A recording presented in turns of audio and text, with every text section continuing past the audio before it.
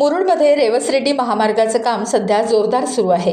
राष्ट्रीय रस्ते विकास महामंडळ अर्थात MSRDC तर्फे सुरू असलेल्या या कामामुळे साळाव मुरुड रस्त्यावर उखडून ठेवलेले रस्ते, तुटलेल्या साईड पट्ट्या यामुळे वाहन चालक आणि प्रवाशांची डोकेदुखी वाढत आहे।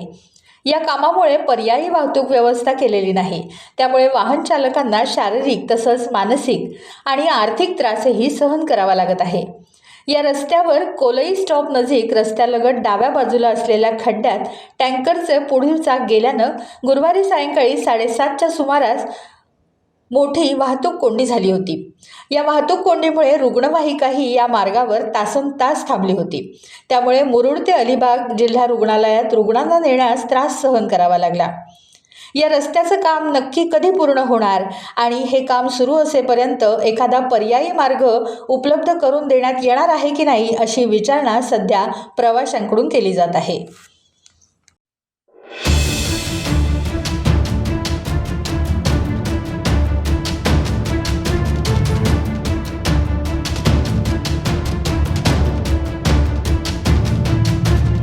टाइम्स डिजिटलला लाईक करा, शेअर करा, सबस्क्राईब करा आणि बेल आयकॉन दाबायला विसरू नका। Times digital.